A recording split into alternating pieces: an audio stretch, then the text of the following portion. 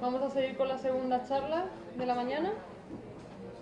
Y ella es Raquel Mateo, trabaja en el Consejo también en Madrid, en el Instituto de Ciencia y Tecnología de Alimentos y Nutrición.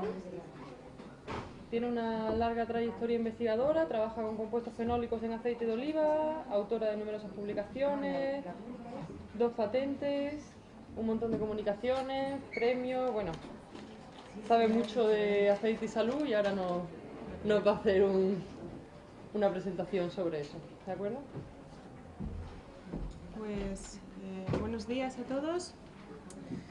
Yo he venido a hablar un poquito sobre el aceite de oliva y salud. Este título es muy general y voy a dar una breve introducción para luego irlo concretando un poco más a lo que es mi línea de investigación. Quiero haceros una pregunta así para empezar, a ver que me digáis sin timidez.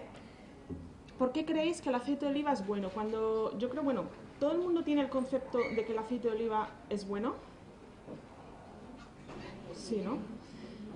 A ver, alguien que me diga por qué cree que es bueno, si sirve para todo, en concreto, cuál es su principal actividad biológica, cuál es el principal beneficio cuando uno consume aceite de oliva, qué idea uno tiene sobre el aceite de oliva.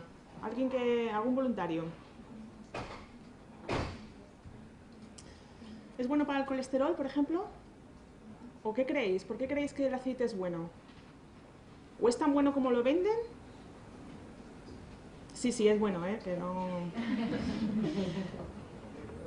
Bien, es un poco por ver, a ver, la idea que tiene la gente de cuando consume aceite de oliva, si lo hace porque realmente cree que es bueno para su salud o realmente porque le gusta, ¿no? Por ejemplo, vosotros para desayunar, bueno, estoy en Andalucía, imagino que sí, que todos me vais a decir, la gran mayoría que sí. ¿Desayunáis siempre con aceite de oliva? Sí. Veo por ahí que no todo el mundo. Bien. Pues voy a dar un breve repaso y, como digo, trataré de contaros luego también un poco algunos de mis trabajos. El aceite de oliva es un producto antiguo, milenario, y que hay muchísimas teorías acerca de su origen, pero aquella que cobra como más fuerza aparte del Asia Menor, hace ya 6 milenios, y luego ya en las distintas culturas de los griegos, romanos, pues describen el consumo del aceite de oliva. O sea, es un producto muy antiguo. Y gracias luego ya a los comerciantes, a los fenicios, viene a la península ibérica. Pero sin embargo es ahora, a pesar de que es un producto tan antiguo y que nosotros a lo mejor, como estamos en la cuenca mediterránea, pues nuestros abuelos siempre lo asociamos a nuestra cultura, la auténtica difusión al resto del mundo está teniendo ahora en estos días. Porque gracias a la dieta mediterránea, gracias a que la dieta mediterránea la están viendo como un modelo que ayuda a mejorar nuestra salud y gracias a que el aceite de oliva es la principal grasa de esta dieta mediterránea, es cuando más difusión está teniendo más allá de la cuenca mediterránea. ¿De acuerdo? Bueno, esto es una nota de prensa del año pasado y del Ministerio de Medio Ambiente, en el que pues sitúa a España como el líder en la producción, superficie cultivada y exportación de aceite de oliva. O sea que encima para España es una base económica muy importante. Y además indica la nota que el 40% del total de la producción tiene lugar aquí en España. Y luego comentan que en España se hace un esfuerzo importante por obtener un aceite de calidad. ¿De acuerdo? La calidad que se cuida en toda la cadena. Desde el cultivo, no voy a entrar en esto porque no es tampoco mi campo, pero quiero deciros que son muchos los parámetros y, por ejemplo, Ana anteriormente pues, ha dado muchísimas más claves de todos los parámetros que pueden afectar al cultivo y en el que en cualquier momento se puede perder calidad. Luego, una vez que llega a la almazara, lo que es en el patio, en la recepción, pues el tiempo que pueda estar ahí el producto, la oliva, pues eso puede implicar una merma de la calidad. Entonces, todo eso se hace importante esfuerzo para sacar aceite bueno. Propiamente en la elaboración, pues según el procedimiento que se utilice, las condiciones, 2 fases, 3 fases, condiciones de temperatura de batido, etcétera, que no voy a entrar en detalle tampoco, son parámetros que determinan la calidad. Y ya por último, pues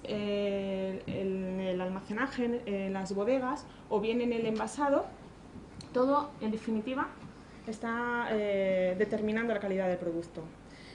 Y yo lo que quería mostraros es este pequeño, se ve un poquito mal, pero bueno, os lo cuento.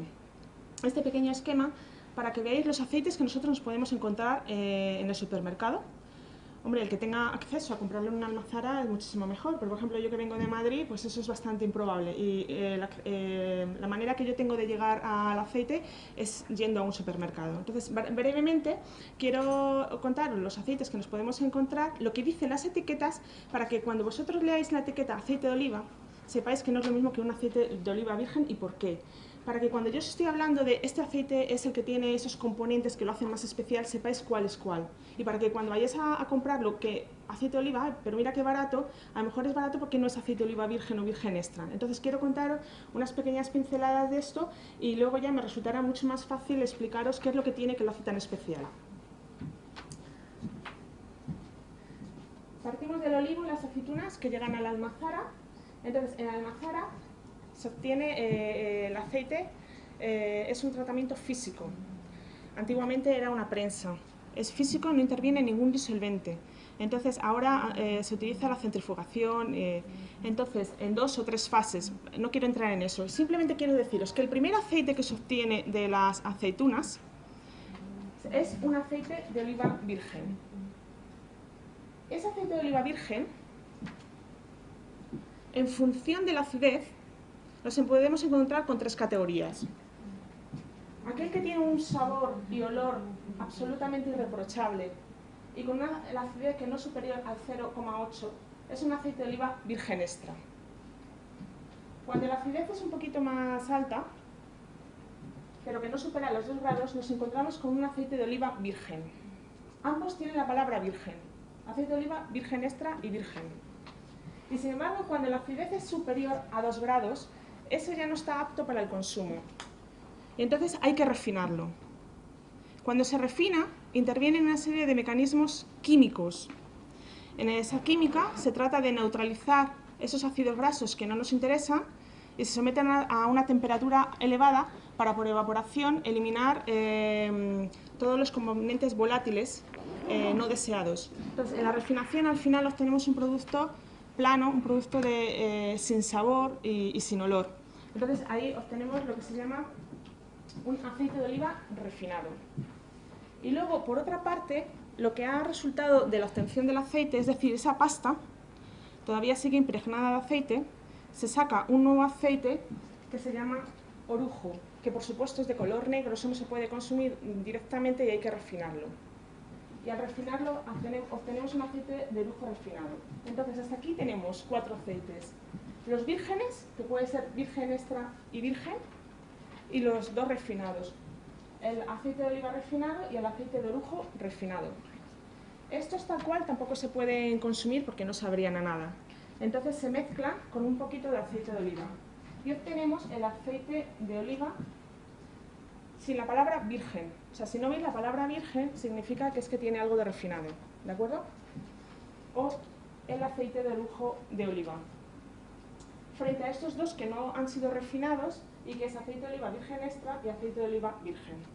Entonces, cuando vamos al supermercado podemos comprar estos 4 aceites, virgen extra y virgen, no refinados, frente al aceite de oliva que tiene mezcla de refinado con aceite de oliva y aceite de orujo de oliva que gran parte ha sido refinado. ¿De acuerdo? Bueno, esta es la normativa que regula un poco las diferentes nomenclaturas que he dicho, que aparte de la acidez, pues también se guía por el índice de peróxido, las ceras, etcétera. No voy a entrar ahora en detalle. Y mi consejo desde ahora en adelante, y por lo que os voy a contar, es que siempre que tengáis la oportunidad y compréis aceite, intentéis comprar aceite de oliva virgen o virgen extra. ¿Qué es lo que tiene el aceite de oliva? ¿Cuál es la composición?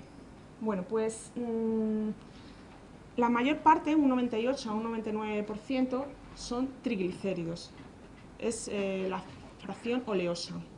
Y luego contiene, como no ha sido refinado, una fracción no oleosa como 1,5% aproximadamente ocupa. Me voy a centrar en la parte en esta de la fracción oleosa. La composición del aceite es especial, porque tiene aproximadamente el 75% está constituido por ácidos grasos monoinsaturados. Con lo cual es un aceite insaturado, pero es monoinsaturado.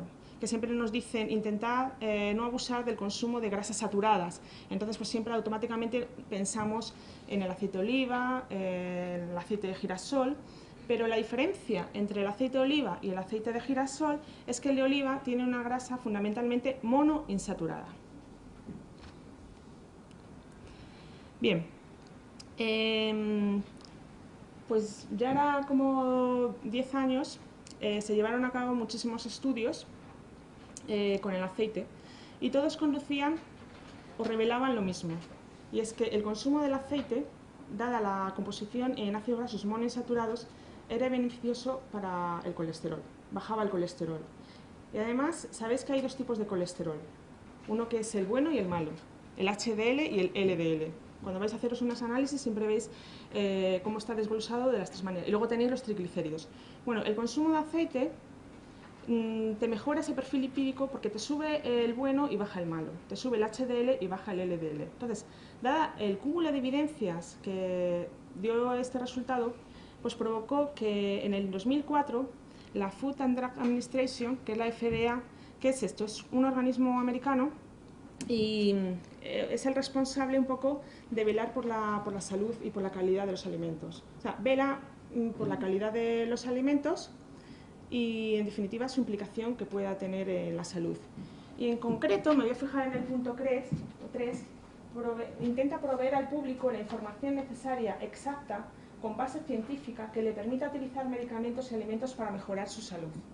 Entonces, como digo, dada el cúmulo de evidencias en ese sentido, que al consumir aceite de oliva, por esa grasa rica en ácidos grasos monoinsaturados, el 1 de noviembre del 2004 publicaron una alegación nutricional en el que decía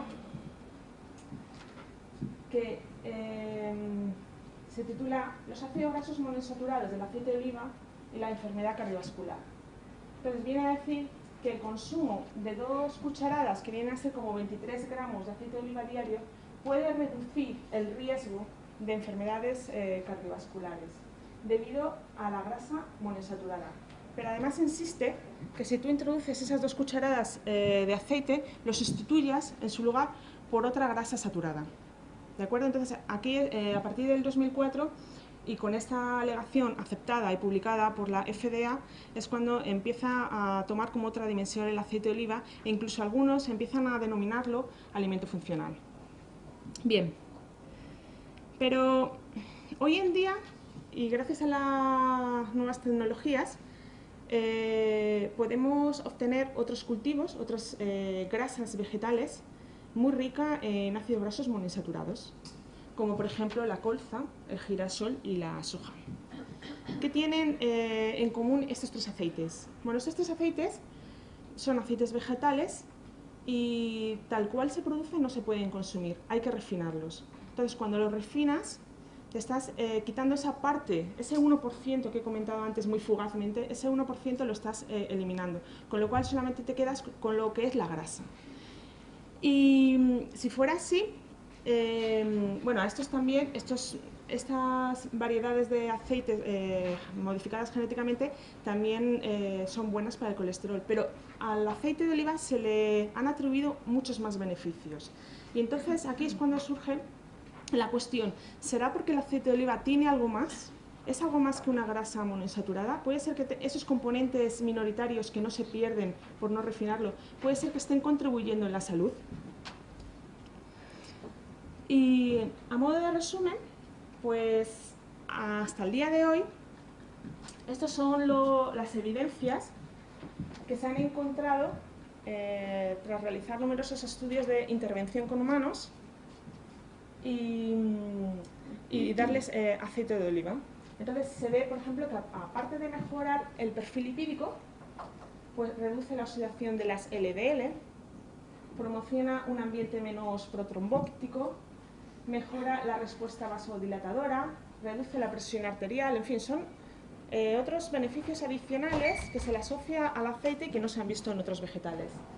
También, por ejemplo, amortigua la inflamación, o también estos son estudios epidemiológicos hasta la fecha, pero se ha visto una menor incidencia de algunos tipos de cáncer cuando se consume aceite de oliva. Y luego, ya con menos estudios, pues se ha empezado a ver cómo el consumo del aceite ayuda a reducir ese deterioro cognitivo, todo lo que son las enfermedades neurodegenerativas, Alzheimer, Parkinson, pues es interesante el consumo del aceite, o incluso también se ha visto que es favorable para la prevención de obesidad. En fin, son muchas las evidencias que nos está diciendo que el aceite de oliva no solo ayuda a controlar los niveles del colesterol. Y es porque tiene, como ya he dicho antes, pues un valor añadido. Tiene una serie de componentes minoritarios, lo llamamos, porque es un 1%, que se ha demostrado con el tiempo que son biológicamente activos. Y son estos de aquí. Tiene cantidades importantes de escualeno, de carotenos, de clorofilas, tocoferoles, esteroles, campesterol, etc. Y en concreto, compuestos fenólicos. Bien, cuando yo digo compuesto fenólico, ¿qué pensáis? ¿Alguien tiene idea de qué es un compuesto fenólico? Y si, por ejemplo, cuando en la televisión vemos algunos anuncios en el que dice ¿habéis oído hablar de estas cremas o que están enriquecidas con extractos vegetales y que reducen el envejecimiento? O yo qué sé, bueno, el Revidox, que ya os contará mañana Emma, etcétera. Bueno, los compuestos fenólicos son unos componentes minoritarios muy abundantes, no solamente en el aceite, sino todo el reino vegetal. La característica principal de los compuestos fenólicos es que son antioxidantes. Ahora ya con la palabra antioxidante sabéis por dónde va un poco más dirigido todos estos estudios. Lo primero que se nos viene a la cabeza cuando hablamos de un antioxidante es que previene la oxidación. El alimento que lo contiene lo hace más estable. Y se puede pensar que si tú consumes ese alimento que contiene polifenoles, se puede pensar que todo eso está por demostrar, es que va a tener en ti unos efectos también beneficiosos, ¿no? Bien, pues en el caso de aceite de oliva, los compuestos fenólicos, lo primero que se nota que un aceite de oliva tiene compuestos fenólicos es por el amargor. Contribuye significativamente al sabor picante y amargo. Cuando tomamos un aceite y nos sabe muy amargo, es porque tiene muchísimos compuestos fenólicos. ¿De acuerdo? La segunda característica de los compuestos fenólicos es, como es un antioxidante, previene de la oxidación al aceite de oliva. Le da una mayor estabilidad. Y sé que podéis comparar, por ejemplo, si tenéis una botella de girasol y una botella de aceite de oliva, como la botella de girasol tarda muchísimo menos en enranciarse, perdón, el girasol tarda menos en enranciarse que un aceite de girasol. Y luego la tercera característica de los compuestos fenólicos son sus propiedades saludables. ¿De qué dependen los compuestos fenólicos del aceite de oliva? Pues dependen fundamentalmente de la variedad, como casi todos los componentes. La variedad, hay algunas variedades, por ejemplo, picual, aceite picual o cornicabra, que tienen una composición fenólica muy alta, y sin embargo hay otras, como por ejemplo la arbequina, que son más suaves y tienen menos compuestos fenólicos. Y esto es siempre, es por la variedad en la que determina la composición de compuestos fenólicos. También el grado de maduración. Si cogemos las aceitunas muy verdes, vamos a obtener unos aceites mucho más afrutados, más picantes y más astringentes, porque tiene más contenido fenólico. Y luego también dependen del procedimiento de obtención del aceite. Bueno, es como con todo, dependiendo de si utilizas más cantidad de agua o menos cantidad de agua, 2 fases o 3 fases, al final se refleja en la calidad y también en el contenido fenólico. ¿Y cuáles son los compuestos fenólicos que podemos ver en el aceite de oliva?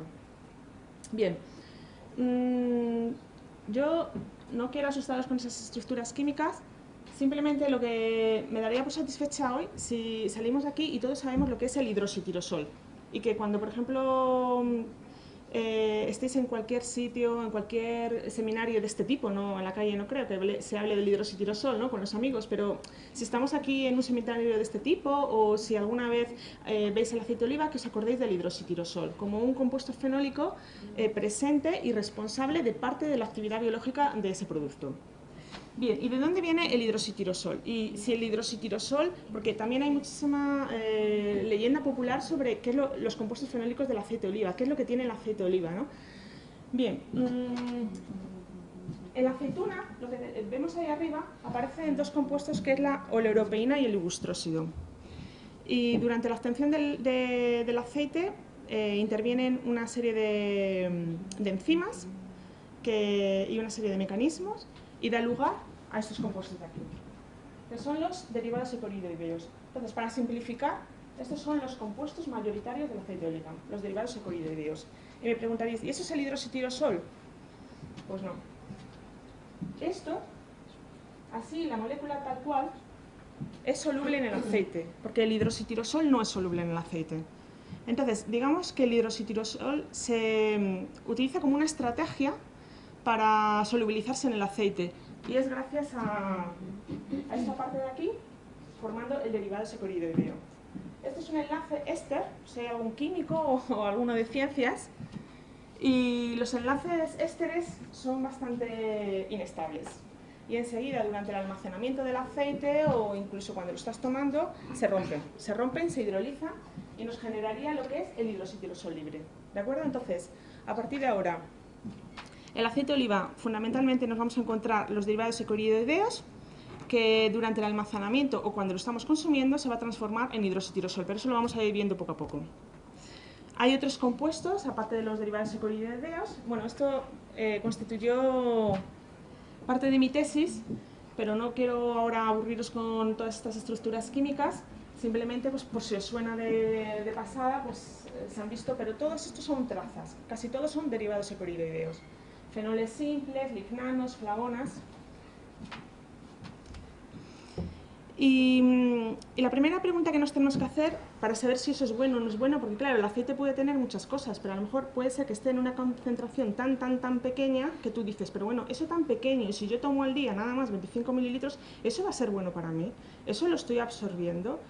¿Eso tan insignificante frente al resto de la comida y de frutas y verduras realmente va a ser tan significativo? Pues bien, vamos a hacer un cálculo, una estimación. Cada vez que se plantea un problema así, lo primero que tenemos que ver es cuánto estamos ingiriendo en la dieta.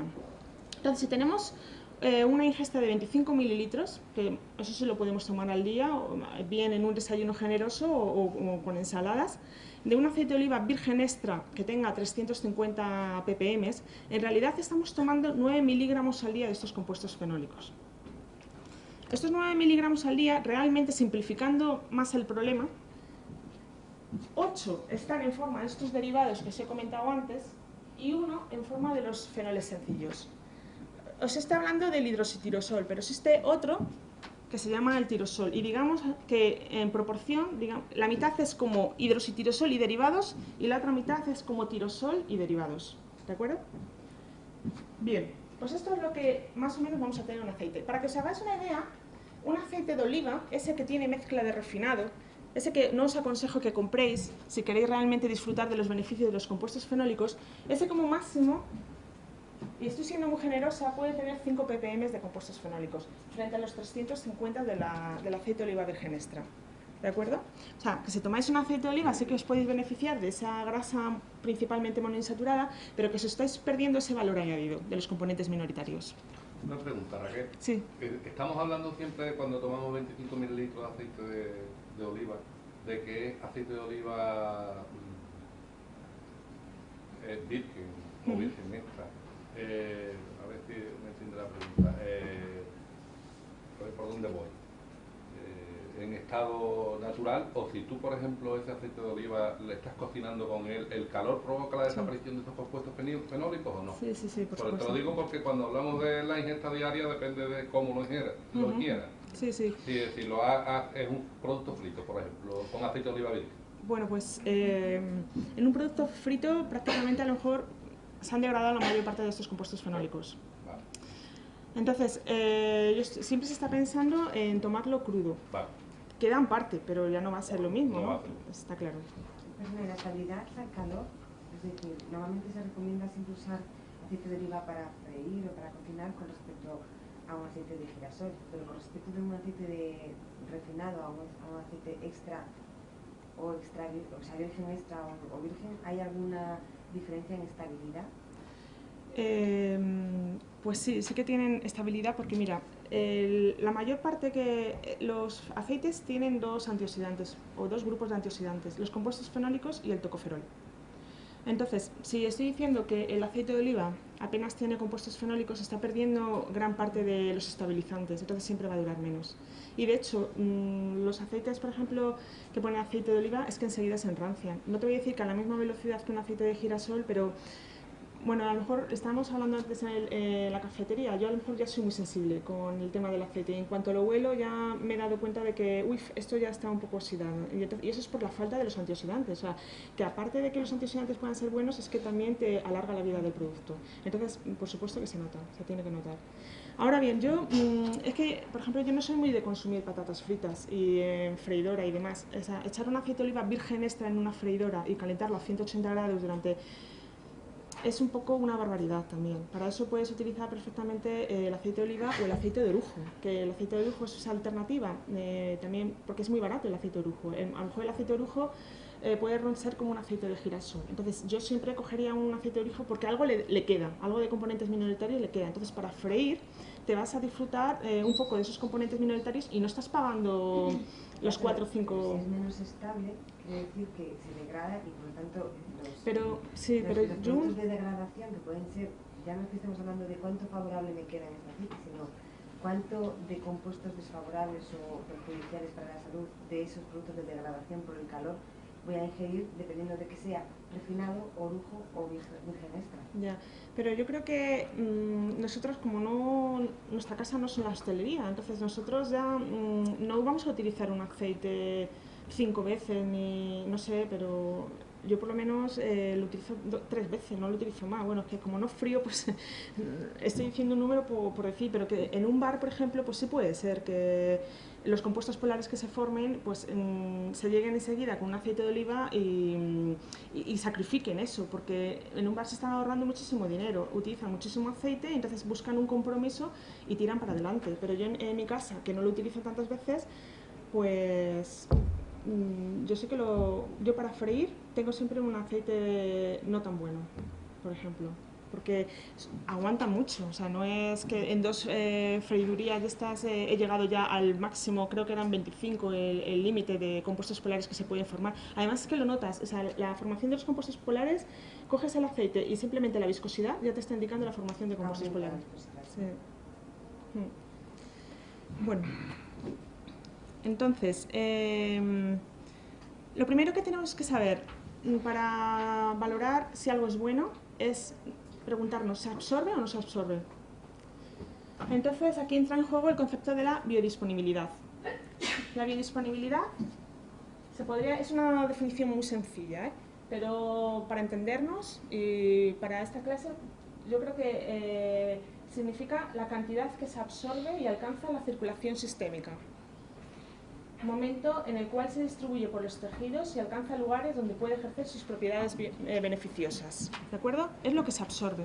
Entonces, ante cualquier nuevo componente, incluso cuando, por ejemplo, hablamos de un alimento funcional, que lo hemos enriquecido con calcio o con unos minerales o con compuestos fenólicos, lo primero que tenemos que ver, vale, yo te estoy comercializando este producto rico en polifenoles, pero esos polifenoles que tú me estás añadiendo ahí y demás se absorben, porque si no, no sirven para nada. O sea, me refiero desde el punto de vista nutricional, ¿no?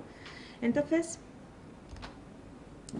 pues brevemente contaros que en la biodisponibilidad, en el fenómeno de la absorción, intervienen numerosos factores.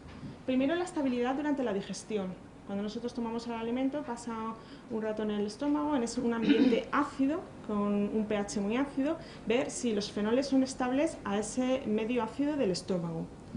Después, pasaría al intestino. Tenemos que saber qué ocurre en el intestino, si se absorben o no se absorben. Si se absorben, fenómeno, porque pasan a sangre. Y desde la sangre ya se distribuye por el resto de órganos. Pero si no se absorbe, entonces directamente lo estamos excretando en las heces. Ojo, que también a veces interesa que no nos absorba, porque si se acumulan las heces en el colon, pues, y si son antioxidantes, también nos pueden dar lugar a un efecto beneficioso en el colon de cara a una prevención de cáncer de colon, por ejemplo, ¿no? Simplemente no es ni bueno ni malo que ocurra una cosa, ¿no? No es que todo se tenga que absorber, es saber qué pasa y saber darle una interpretación para luego plantear estudios futuros, porque si hay un compuesto que no se absorbe, pues no te pongas a ver qué pasa con ese compuesto y unas células del cerebro, porque es que ahí no va a llegar en la vida, ¿de acuerdo? Entonces, ¿qué ocurre con el aceite de oliva y con los compuestos fenólicos? ¿Se absorben? La mejor manera para evaluar todo este tipo de preguntas es llevarlo a cabo siempre que se pueda, y como el aceite no es tóxico y es un alimento ya, pues es probarlo con humanos. Siempre cuando es un alimento nuevo, pues se empieza desde lo más pequeño, se empieza con células, ver si es citotóxico, luego se pasan a animales y luego ya se pasaría a humanos. Pero aquí directamente, pues como es un alimento, pues vamos a ver qué ocurre con los compuestos fenólicos. Bien, pues numerosos estudios de intervención con humanos cuando consisten en lo siguiente: por la mañana, en ayunas, le ponen una vía y le dan a lo mejor 25 mililitros de aceite rico en compuestos fenólicos, y se va sacando sangre pues, al principio media hora, 1 hora, 2, 3, así hasta las 8 horas. Y se va viendo qué ocurre en esa sangre, si esos compuestos fenólicos están en la sangre o no están. Y entonces, numerosos estudios avalan y siempre sacan el mismo resultado, y es que se absorben de manera dosis dependiente. Es difícil porque los compuestos fenólicos por lo general no se suelen absorber muy bien, pero los compuestos fenólicos del aceite de oliva sí que se absorben, y se absorben, como ya estoy diciendo, de manera dosis dependiente. Y además la concentración máxima en plasma se encuentra entre la 1 o 2 horas. Generalmente ese es un resultado que coincide con casi todos los compuestos fenólicos. Quiere decir, por ejemplo, cuando estamos tomando frutas y verduras, si nosotros quisiéramos tener un aporte continuo de antioxidantes en sangre, significaría que deberíamos estar tomando constantemente frutas y verduras para mantener un cierto nivel de antioxidantes en sangre. O sea, es algo que se absorbe, lo que se absorbe muy rápido y también se elimina muy rápido. ¿De acuerdo? Y luego también se ha visto que casi todo se recupera en la orina, y frente a un 5% en las heces, y lo que viene en la orina es que casi todo se ha transformado, que no está tal cual estaba en el alimento, sino que ha habido un proceso de metabolización, de transformación. Bien, pues aquí ahora os voy a presentar unos resultados que hemos obtenido en el laboratorio allí en Madrid, con un modelo in vitro. Y diréis, bueno, ¿y para qué sirve el modelo in vitro? Si siempre es mejor en un estudio in vivo con humanos, es siempre mucho más real. Bueno, para empezar, los estudios con humanos, el coste económico, como podréis comprender, es brutal.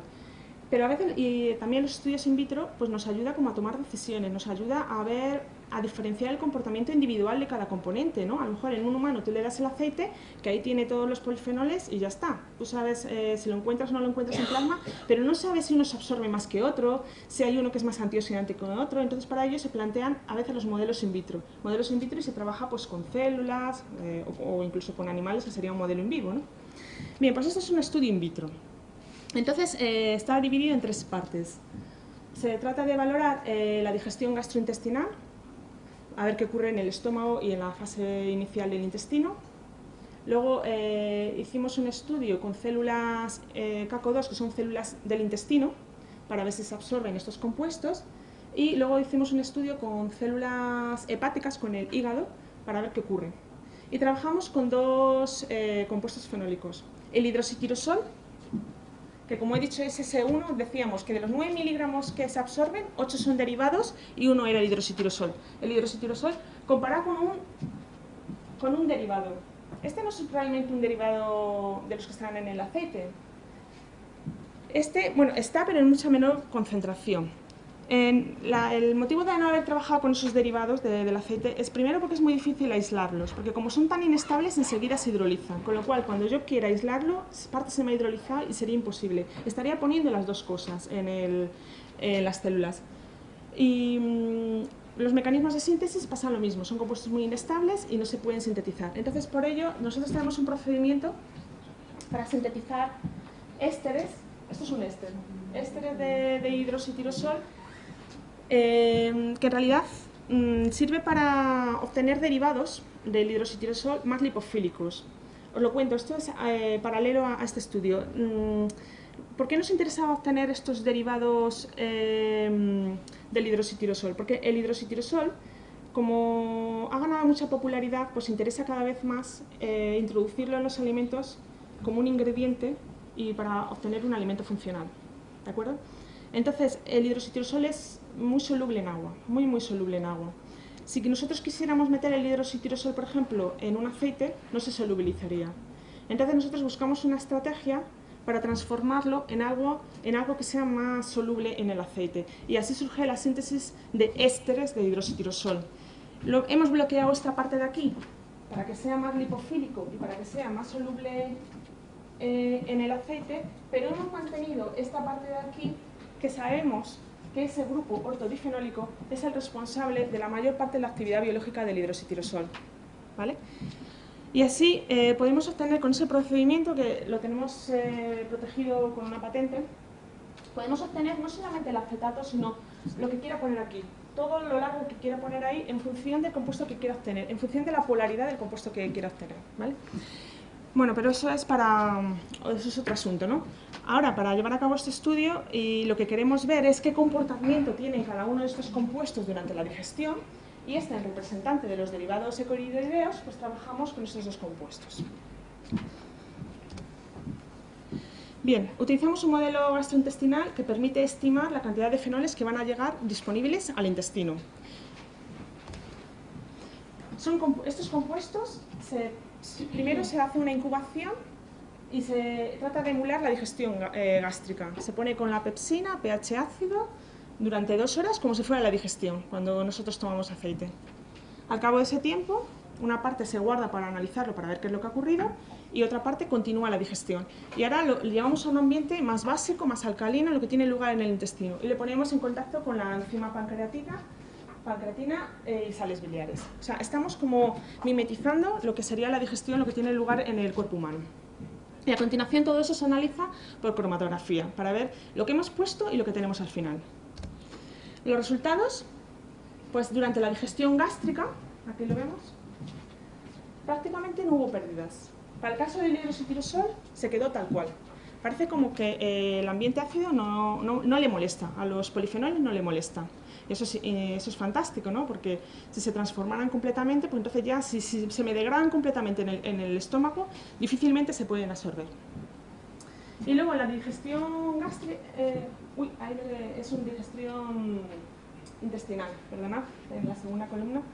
En la digestión intestinal, pues parece que sí que hubo un poquito más de pérdidas. Y esto es porque a los fenoles a los compuestos fenólicos les sienta un poquito mal lo que es el pH un poquito alto, el pH del intestino. Pero aún así, esos resultados coinciden con otros tipos de compuestos fenólicos y aún así pues, sigue quedando una cantidad importante como para que continúe la digestión. Y cualitativamente, esto es cualitativamente el hidroxitirosol, como digo, se ha quedado tal cual. Sin embargo, el éster, este enlace de aquí, se ha roto, parte, y nos ha dado por una parte el éster y por otra parte el hidroxitirosol. Con lo cual, podemos pensar, porque de hecho hay algunos grupos que han trabajado directamente con el pool completo de los compuestos fenólicos, esos derivados se van hidrolizando durante la digestión. Con lo cual, lo que nosotros tenemos en el aceite, en definitiva, cuando nosotros lo tomamos, se transforma en hidroxitirosol. O sea, lo estamos viendo aquí en el estómago, en el intestino, que parte, bueno, ya empieza en el estómago, pero parte de estos derivados que contienen hidroxitirosol se hidrolizan y dan hidroxitirosol. ¿Qué ocurre luego en el intestino? ¿Se absorben? ¿No se absorben? Bueno, utilizamos un modelo, las células CACO2. Las células CACO2 se cultivan en estos dispositivos que se llama TransWell. Trans, que es como el paso trans, y well es como un pocillo.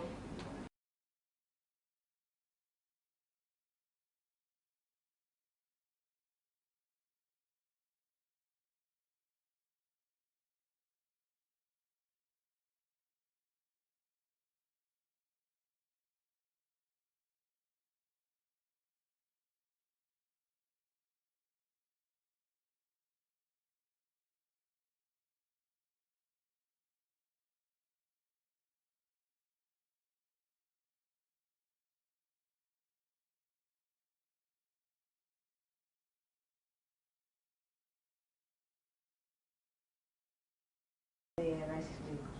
Pero es como que nos falta la segunda parte de la película, ¿no? Sí, está claro. Sí. Totalmente de acuerdo contigo. No te puedo decir nada porque es un modelo in vitro con una alimentación como es esa, por ejemplo. Entonces, ¿eso realmente tiene un peso muy importante o es que no lo sé? O sea, yo sí que tiene peso porque intervienen, hay dos tipos de reacciones, de fase 1 y fase 2, y aquí fundamentalmente las que estamos viendo son las de fase 2. Las de fase 1 las estamos obviando. Entonces, con eso pues podemos sacar una información parcial de comparar un compuesto. ¿Y los porcentajes de transformación, absorción que ponéis realmente son ficticios? Porque no, por supuesto. Cuantitativamente todo esto es ficticio. Simplemente lo que queremos saber con esto es cuál se absorbe mejor que otros. Porque obviamente todo esto al fin y al cabo te da una idea. Pues por ejemplo, es que a lo mejor en el contexto del aceite de oliva, yo he puesto estos resultados porque los tenemos como para comparar con otros compuestos realmente. En el contexto del aceite de oliva, pues a lo mejor pueda quedar un poco flojo este modelo, pero cuando tú tienes un compuesto completamente nuevo, que antes de liarte a dárselo a unas ratas o a dárselo a unos humanos siquiera, pues te da una idea, o si tienes, nosotros que sintetizamos muchísimos compuestos, no solamente ésteres, sino éteres, etcétera. Y para elegir, para seleccionar, pues todo esto te da como una primera caracterización del compuesto. Pasa que también puede ser un arma de doble filo, porque lo que me está diciendo es, os da una idea de cómo puede ser absorbido un grupo dependiendo de si es, pero es que a lo mejor esa transformación de la microbiota lo convierte completamente a algo que pueda ser más o menos. ¿Entiendes? O sea, que a lo mejor os puede dar a priori un screening inicial que puede ser, digo yo, ¿no? Utilizado más bien como, yo hago un screening para saber dentro de los 20 compuestos que estoy sintetizando cuáles son los más susceptibles de ser más absorbidos. Y estoy dejándome en esa batería alguno que va a ser posteriormente transformado por la microbiota y que puede ser incluso más absorbido luego por esas transformaciones que puede tener.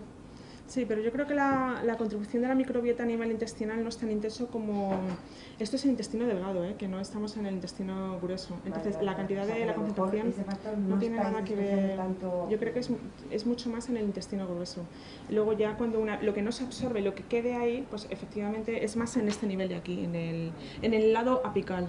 Entonces, pero luego lo que es en el lado vasolateral, que puede ser que a lo mejor esa microbiota, como tú dices, parte también lo transforma en otra cosa, pero lo que se absorbe es absorbido y lo que se absorbe y en lo que se ha transformado es lo que es, y es lo que realmente luego se encuentra en el plasma. O sea, en el plasma, con estos modelos no hemos dejado de ver algo que se haya visto en plasma. Bueno, pues estos son los resultados. Para valorar el paso a través de esa membrana, pues se utilizan una serie de un parámetro que es el coeficiente de permeabilidad aparente. Se llama así, lo que mide es el paso a través de la membrana. Entonces tratamos de mirar el paso en un sentido y en otro. En uno ponemos aquí el compuesto y vemos a ver la velocidad de paso, si es que se absorbe, y en el otro ponemos el compuesto abajo y vemos si es capaz de salir fuera, porque puede ser que haya compuestos que a lo mejor se metabolicen y una vez que se han metabolizado tengan más afinidad para salir que para entrar. Y se hace un coeficiente de ambas velocidades, la de entrada y la de salida, y si entra más que sale, el coeficiente sale 1 o mayor que 1. Y efectivamente el hidroxitirosol nos sale que se absorbe, fundamentalmente se absorbe. Este resultado, cuando nosotros lo hicimos, ya había sido publicado por otro grupo, que eso no fue una cosa nueva, y coincide con el resultado que había publicado, pero sí que el dato que aportamos fue el de los derivados. Y es que los derivados, como es más lipofílico, pues puede ser que se sienta más cómodo dentro de las membranas lipídicas, entre mejor. El paso a través de la membrana sea más cómoda. Y efectivamente, casi su velocidad de paso es mayor, se absorbe mayor que el hidroxitirosol. Entonces podemos pensar que como en el aceite de oliva está todo como compuestos más lipofílicos, pues esa gran biodisponibilidad que se ha descrito sea debida precisamente por esa naturaleza lipofílica, ¿no? Y luego otro dato interesante que quiero comentar es que aquí parte de los compuestos que se absorbieron permanecían tal cual. Y permanecían tal cual y entonces tal cual, pues en el torrente sanguíneo ya se distribuirían al resto de tejidos y por ejemplo podrían llegar ya al hígado. Y quisimos saber, bueno aquí os cuento esto también porque es importante. La transformación que observamos fue que el hidroxitirosol se transformó solamente aquí a nivel intestino en un metilado, pero parte, y el éster se hidrolizó extensivamente a hidroxitirosol, y luego el hidroxitirosol siguió la ruta transformándose en el metilado. Y vimos trazas del glucuronidado del acetato. Pero en definitiva, vimos que el acetato en el estómago se hidrolizó.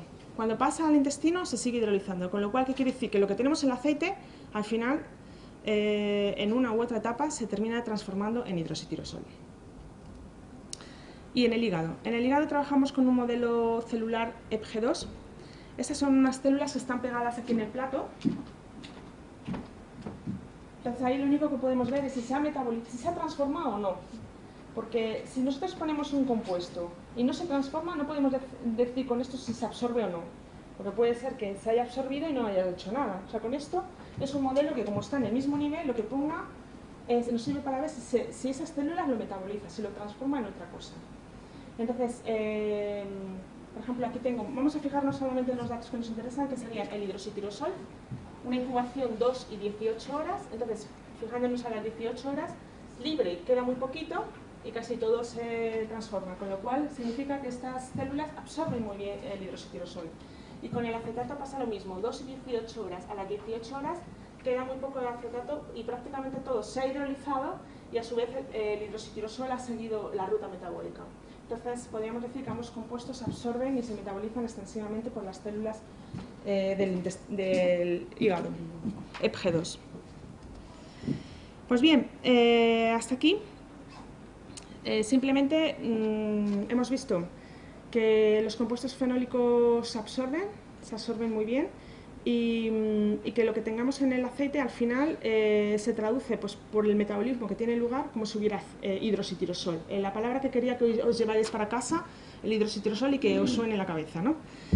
El hidroxitirosol hemos empezado diciendo que es un antioxidante, y cuando empezaron los primeros estudios, todo giraba en torno a evaluar la capacidad antioxidante de nuestro organismo. Pensábamos que lo único que sabía hacer el hidroxitirosol era proteger frente a la oxidación y que no había ninguna otra ruta. Y luego, más tarde, pues se ha dado cuenta de que el hidroxitirosol pues, es mucho más que un antioxidante. El hidroxitirosol pues, es capaz de intervenir en otras rutas moleculares, intervenir y modular otros sistemas, provocando beneficios y demostrando, además de la actividad antioxidante, actividad anticancerígena, neuroprotectora, antidiabética, cardioprotectora y microbiana. Solamente me voy a centrar en dos, porque hay muchos estudios in vitro, no todos son concluyentes, unos contradicen a otros, entonces solamente voy a mostrar dos disciplinas. Me voy a centrar... Ay, gracias. Me ves muy fatigado. No, claro. Me habías preguntado. No me has dado cuenta, déjala. No, ya la pruebo.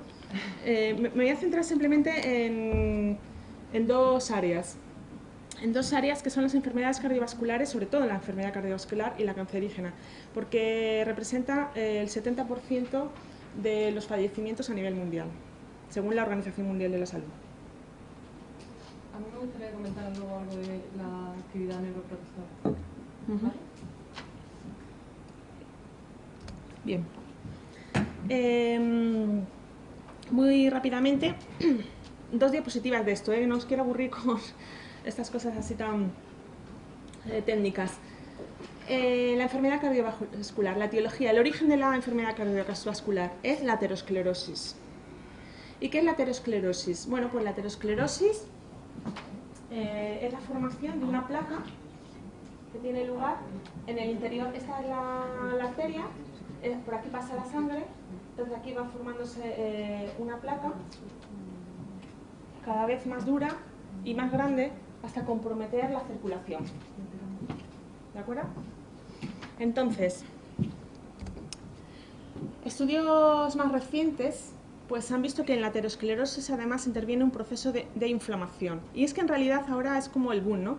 Ahora todo el mundo cuando estudia cualquier patología se centra en marcadores de inflamación, porque se han dado cuenta de que la inflamación está en todos los ámbitos. Hasta cuando estamos nerviosos, nuestro cuerpo está en un estado más inflamado. el cáncer, en las enfermedades cardiovasculares, siempre que hay un peligro, se activan los mecanismos de inflamación. Entonces, quiero contaros esto muy brevemente para que algunos de los protagonistas que aquí intervienen os suenen cada vez que os enseñe un estudio que se ha llevado a cabo y por qué han cogido ese biomarcador y no otro, ¿no? Para que cuando diga moléculas de adhesión, por lo menos digáis, pero bueno, ¿eso qué es, no? Bueno, básicamente, el LDL, que era el colesterol malo, cuando tenemos colesterol alto, los niveles de LDL, ¿qué es lo que ocurre? Bueno, pues que esto sería la arteria, y ahí, esa carita de la arteria es este dibujito de aquí. Esto es lo que tiene lugar en la cara interna de nuestras arterias. Entonces la LDL se acerca aquí al endotelio, es la capita principal del interior de la arteria, se acerca al endotelio y pasa y se queda retenido como en la subcapa, que se llama íntima. Aquí retenido no está cómodo y se empieza a oxidar, se empieza a modificar. Y este modificado, o LDL oxidado, provoca y activa la inflamación. La inflamación, estos dibujos de aquí representan como inflamación del endotelio. En el momento en el que se activa la inflamación, automáticamente se empiezan a producir un montón de moléculas, porque el cuerpo se necesita como proteger. Y esas moléculas pues son las moléculas de adhesión, que ahora da igual para lo que sirvan, ¿de acuerdo? Simplemente es para que veáis cuando se hace un estudio de intervención, pues por qué cogen unos biomarcadores u otros. Entonces empiezan a activar y a formar las proteínas quimiostáticas, factores de crecimiento, citoquinas, etc. Esta LDL, además, que está aquí como retenida dentro, además de activar el endotelio, se acerca aquí a los macrófagos y se adiciona a los receptores. Y luego, por otra parte, los monocitos, que no son más que los glóbulos blancos, se adhieren a este endotelio inflamado, migran y se lo comen, entran dentro, se diferencian y forman las células espumosas. Pues el cúmulo de estos macrófagos, estas células espumosas, se van calcificando y da lugar a la formación de la placa. Entonces, ¿cuál es el origen de la formación de la placa? El exceso de LDL, pero en concreto la oxidación de la LDL. El origen de la aterosclerosis, el origen de la formación de la placa, es la oxidación de la LDL. Entonces, en muchos estudios de intervención que se hacen para ver si la ingesta de aceite rico en polifenoles es bueno, se toma como biomarcador el LDL oxidado. Si hay menos LDL oxidado, ¿qué significa? Que el aceite es bueno, o sea, que está haciendo algo, vaya, los polifenoles o lo que sea, ¿vale? Bien, quiero definiros, bueno, creo que tenéis que hacer así como una pruebilla y tal, ¿no? Pues a lo mejor biomarcador podría ser una preguntita, o bueno, quién sabe, u otra, ¿no? Pero que fijaros bien, no perdáis de vista lo que es un biomarcador. Un biomarcador en todos estos tipos de estudios. Un biomarcador es una característica que se puede medir y evaluar objetivamente como indicador de procesos biológicos normales o patogénicos o de respuestas farmacológicas de una intervención terapéutica. Tiene que ser algo que se pueda medir con un procedimiento bien definido y estable, que no haya variaciones. Por ejemplo, un biomarcador puede ser el propio perfil lipídico, el colesterol. Cuando vamos al médico y nos miden la LDL, eso es un biomarcador, por ejemplo. Es cualquier medida que nos dé idea de todo lo que hice ahí en la definición, ¿vale? Bien, eso según la Food and Drug Administration, pero también otra definición es una característica bioquímica que puede utilizarse para medir el progreso de una enfermedad o los efectos de un tratamiento, ¿de acuerdo? Como los polifenoles he empezado diciendo que son antioxidantes, pues siempre cuando tú haces un estudio de intervención mides más de un biomarcador. Y entonces también se suelen monitorizar biomarcadores de estrés oxidativo. Un biomarcador de estrés oxidativo es una molécula cuya estructura ha sido modificada por la acción de las especies reactivas de oxígeno. Y bien, bueno, estas son las características que tiene que tener un biomarcador, pues que tenga una medida exacta del grado de daño oxidativo, una temprana indicación de la enfermedad. Bueno, teoría que luego al final es muy difícil realmente que cumpla todos estos requisitos, pero bueno, algo en definitiva que sea estable y que no varíe de un individuo a otro, o sea, que el método no varíe de un día a otro, que si hoy determino colesterol y mañana lo miro, que no salga 10 veces más porque la técnica no esté bien puesta a punto, etcétera. Técnicas estandarizadas. ¿Y qué biomarcadores para evaluar la salud cardiovascular son los que se suelen utilizar? Bueno, pues como ya he dicho, lo más fácil, el perfil lipídico. Pues ver el colesterol. Si tomo algo y quiero ver si algo es bueno para el colesterol, pues qué menos que hacerme una bioquímica, una analítica normal y corriente. Luego marcadores de estrés oxidativo, como por ejemplo la LDL oxidada, porque ya os he dicho que es clave en la función cardiovascular, y otros que ya irán surgiendo, ¿de acuerdo? Y luego marcadores de inflamación, porque he dicho que en cualquier proceso degenerativo patológico interviene la inflamación. Bien, muchísimos son los estudios que se han llevado a cabo. Aquí he puesto los que a mí me han parecido que estaban mejor diseñados, porque luego también a veces las cosas no salen, no porque el producto no sea bueno, sino porque no ha habido detrás un buen diseño de ese estudio, o no ha habido no se han cogido un número adecuado de voluntarios, etc. Entonces, os fijáis, por ejemplo, este primer ensayo, quiero deciros que los estudios que tengo aquí representados se han hecho con voluntarios sanos. Siempre en un voluntario sano es muchísimo más difícil provocar un cambio. Si uno ya tiene el colesterol bien y yo le doy hidroxitirosol, es muy difícil mover ya ese colesterol. También, si nos vamos al otro extremo y nos vamos a voluntarios con un problema genético de colesterol, también es muy difícil cambiarle, porque si uno por genética tiene ese colesterol alto, no por tomar un poquito de aceite lo va a cambiar. Esas personas, para controlarlo, la mayor parte de ellos necesitan medicación. Entonces, generalmente, donde es más fácil, cuando nosotros hacemos un estudio, siempre buscamos a ese, por ejemplo, cuando queremos buscar un perfil con colesterol alto, buscamos a esa persona que tiene ese colesterol alto pero por una mala alimentación. Porque come, pues bueno, ya sabéis, lo que no hay que comer, vaya. Come lo que no hay que comer, entonces pues a lo mejor pues tiene 220 o 240. Pero esa persona, en el momento en el que tú le pones cualquier cosa, va a responder mucho más favorablemente que uno sano. Uno sano es muy difícil, ¿no? Pero, perdona. Bueno, entonces... Perdona, Raquel. Perdón, ay, disculpa. No, pero estabas comentando las personas que tenían colesterol por hereditado, ¿no? Sí, hereditario, sí. Hereditario. En este caso no reduciría el colesterol, pero sí que a lo mejor mejoraría si su dieta fuese, ¿no? Con aceite. Sí, estoy segura de que mejoraría. A lo mejor no el colesterol. No se lo quitaría, pero... A lo mejor puede ser que no el colesterol, porque nosotros los hemos tenido en los estudios y es que no les hace nada, pero a lo mejor sí le mejora otros parámetros de su organismo, que en definitiva repercuten en su salud. ¿De acuerdo? Bien, entonces, estos estudios que digo se han llevado con sujetos sanos, por eso pongo aquí sanos, ¿no? Generalmente, si tú lo que quieres ver es si los polifenoles sirven para algo, los diseños son de la siguiente manera. Generalmente veis que se han probado con 3 tipos de aceite.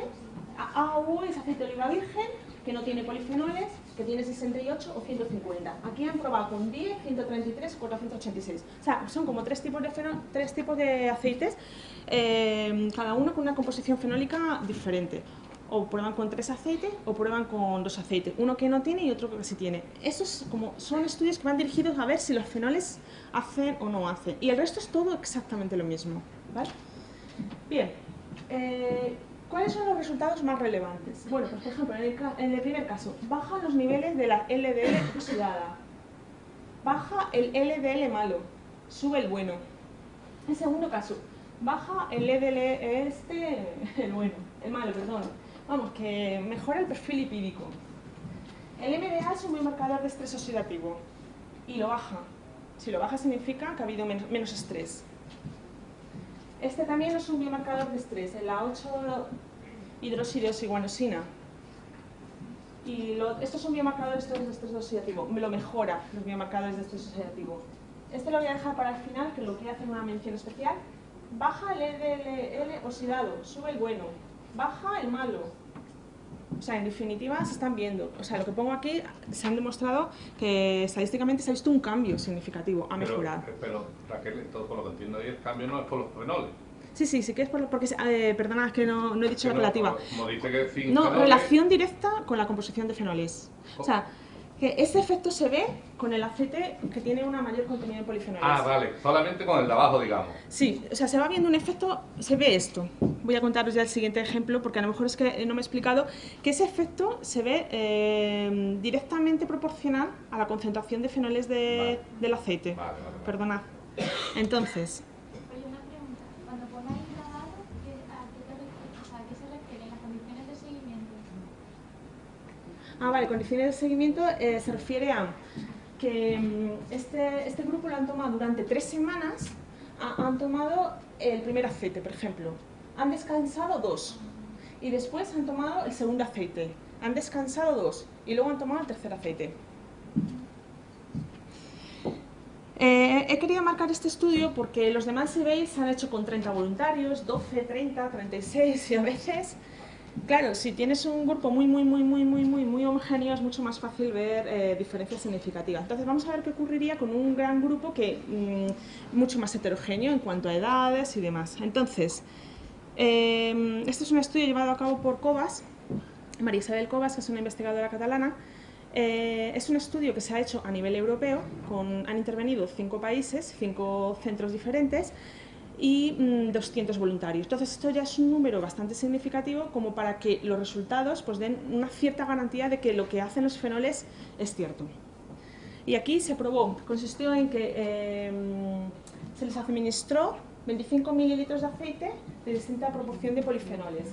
Primero una etapa como de 2 semanas de lavado. Generalmente se le dice a los voluntarios, pues se le hace una pequeña restricción de ciertos alimentos que puedan tener, bueno, se le hace una restricción, para empezar, de aceite. En esas 2 semanas no pueden tomar nada de aceite de oliva. Y luego a veces, pues en función del polifenol que quieras evaluar, por ejemplo, pues a lo mejor le dices que no tomen algunas frutas o verduras que puedan tener esos polifenoles, ¿de acuerdo? Y es cruzado y ciego. Ellos no saben lo que están tomando en ningún momento. Entonces se divide los 200 voluntarios en 3 grupos. Y al primero, que ellos no saben a qué grupo pertenece, se le da un aceite, otro y otro. Y así están 8 semanas. Descansan 2 y cambian. El que antes tomó bajo hará el salto. Y así. Y al final se analizan los resultados para ver realmente si se ve algún cambio después de cada uno de los aceites. Bueno, pues generalmente casi todos los diseños que he presentado son así. Por eso hay muchos estudios, no todos los estudios están bien diseñados, y los que he presentado en la anterior tabla casi todos son así. Eso responde un poco también a tu pregunta, ¿de acuerdo? Que es que he ido a lo mejor muy rápida y bueno. ¿Cuántas kilocalorías tiene 25 mililitros de aceite de oliva? Multiplica por 10, 9,8. Gracias. 250.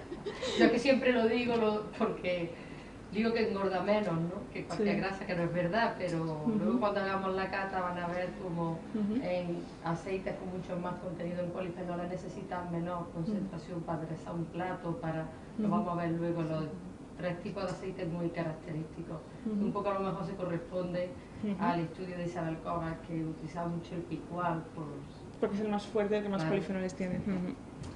Bien, entonces, estos son los resultados. Veréis, solo quiero que os fijéis. Por ejemplo, cambio de la intervención. Cuando se tomó low, ese es el bajo en contenido de polifenoles, medium, medio, high, ¿vale? Cuando terminan después de tomar el primer aceite low, de contenido fenólico, el cambio que tiene lugar es de 0,98. Cuantifica el cambio de la media, o sea, ha subido, perdón, porque es positivo, ha subido 0,98 el nivel del HDL. Con el segundo ha subido 1,22 y con el tercero 1,74. Es un cambio modesto, ¿eh? El HDL. El HDL. Es un cambio modesto porque tampoco se va a cambiar aquí 10 unidades, ¿no? Pero ese resultado es muy significativo, ¿eh? Y fijaros que solamente son 25 mililitros, que... Bien, y así con otros. Por ejemplo, esta es la relación LDL-HDL. Este se ve un poquito peor. Menos 0,04, menos 0,05, menos 0,08. Aquí como va bajando, pues el cambio va a la baja. Veamos a ver este de aquí.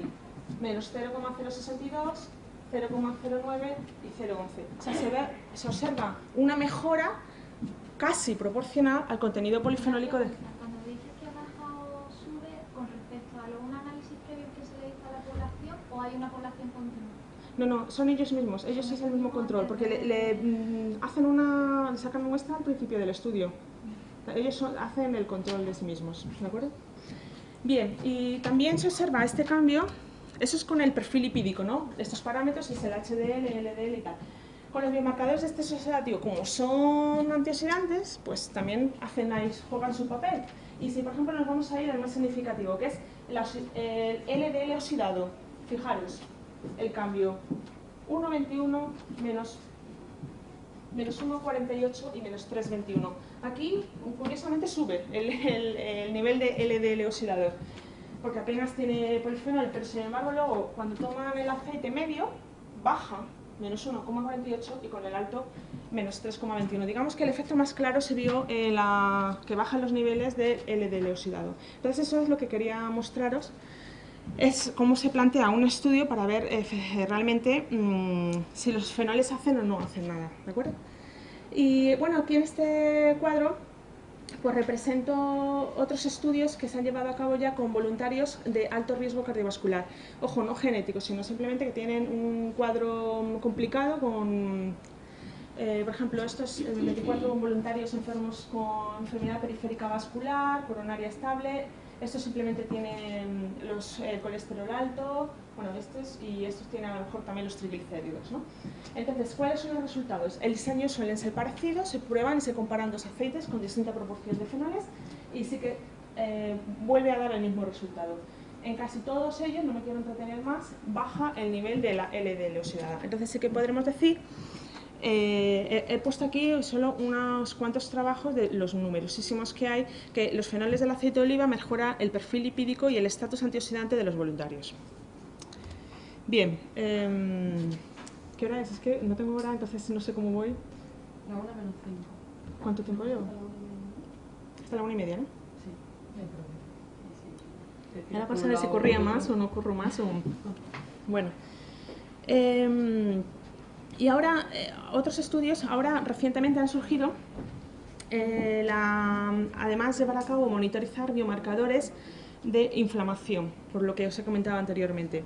Y una es la inhibición de la ruta del ácido araquidónico. Muy sencillo.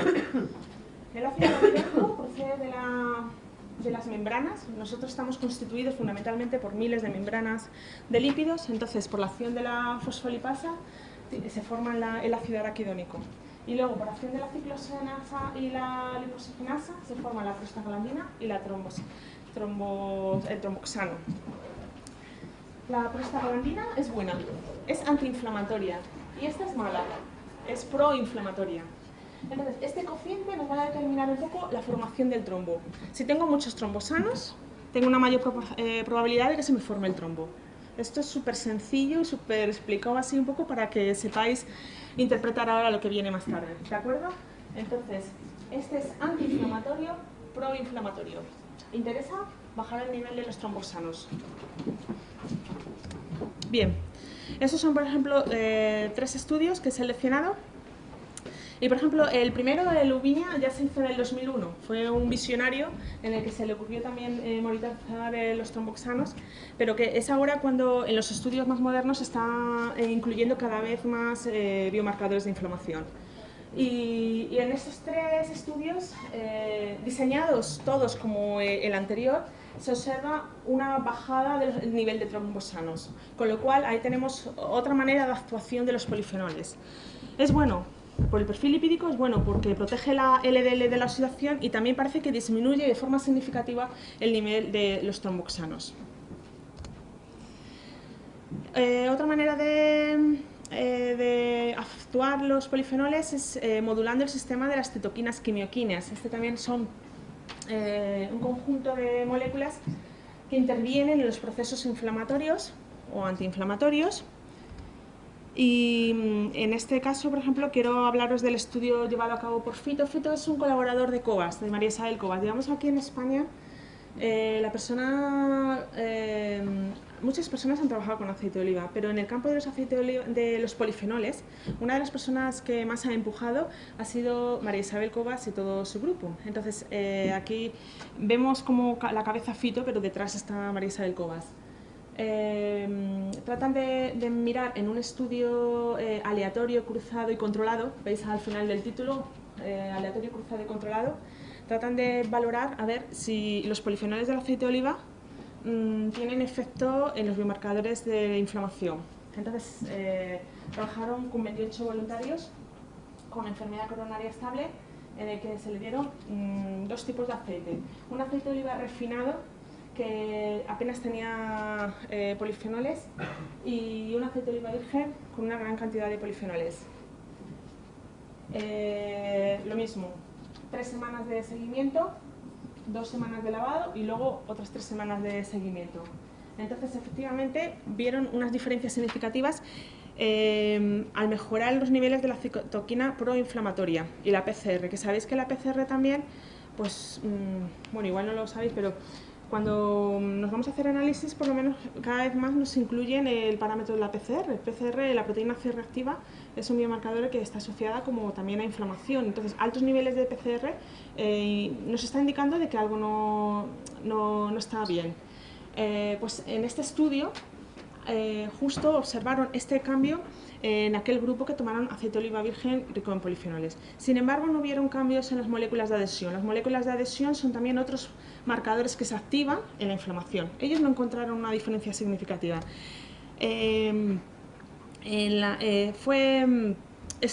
Aquí pongo lo mismo, pongo que Fito no encontró cambios en las moléculas de adhesión, pero sin embargo un estudio llevado a cabo por un grupo sevillano, Pacheco y colaboradores, un estudio postpandrial. Aquí hay una diferencia con respecto a los anteriores. Los anteriores es que es un grupo, se le da aceite y lo están tomando durante 3 semanas o 3 meses o lo que sea.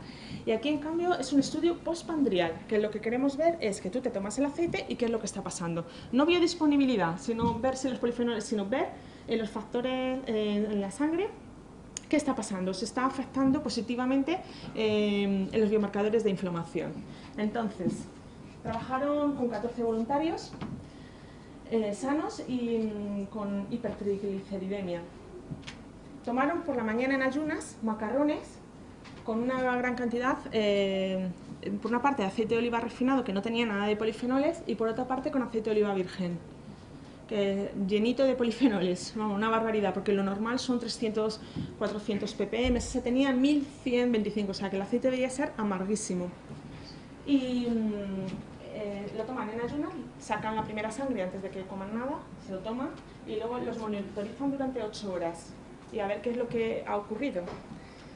Y así luego se alternan, y de modo que todos prueben todos los aceites. Entonces, aquí sí que observan cómo la ingesta de aceite de oliva rico en compuestos fenólicos provoca una disminución postpandrial de las moléculas de adhesión.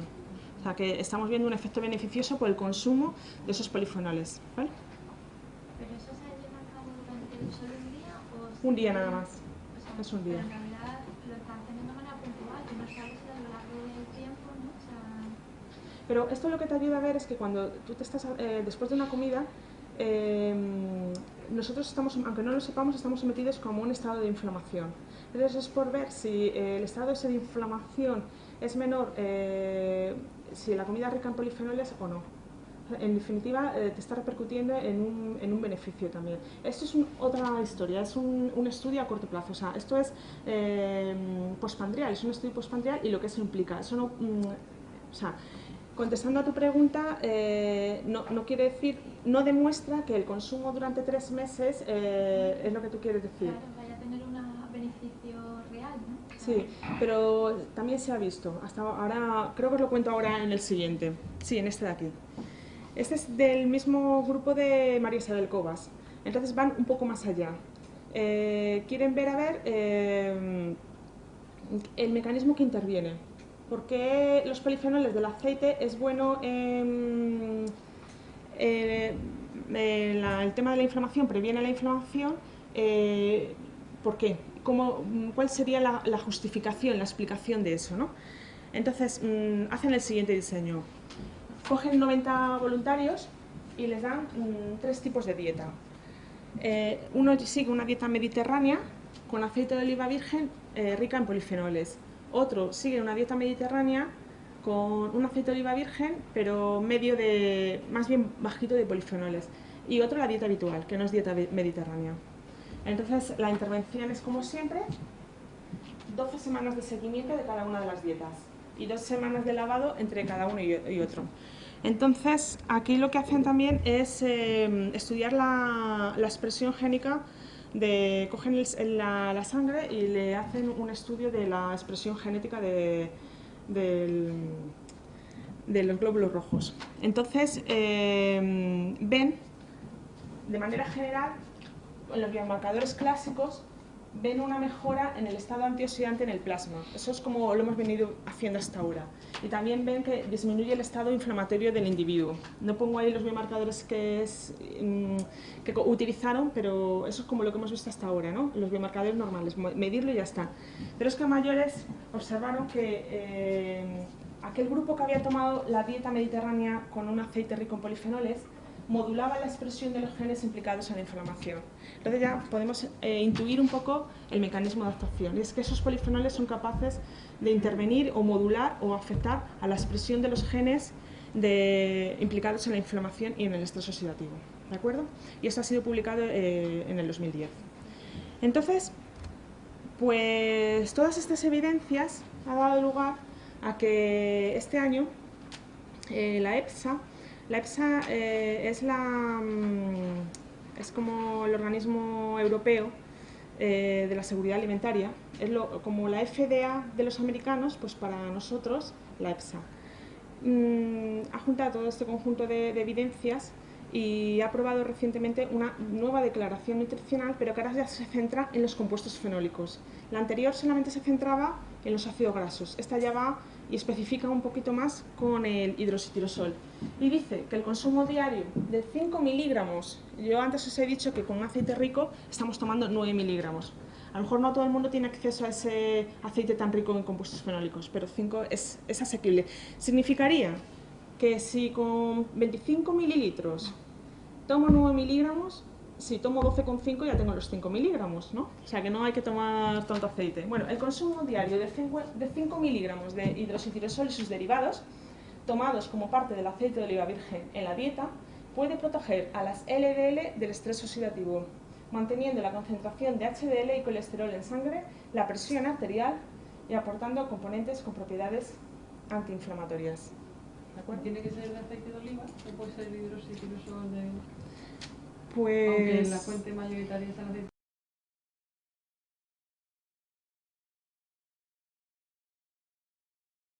Usually done by October.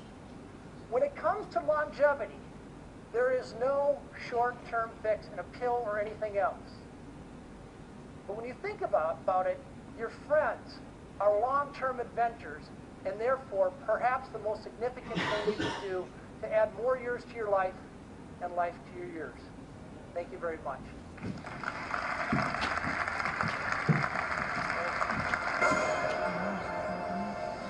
Pues eso es lo que lo ha resumido fenomenal, ¿no? Además de la dieta, cuidar las relaciones sociales y hacer actividad física, yo creo que ayuda muchísimo a lo que buscamos, en definitiva, cada vez que comemos, que es salud, ¿no? Así que eso es todo.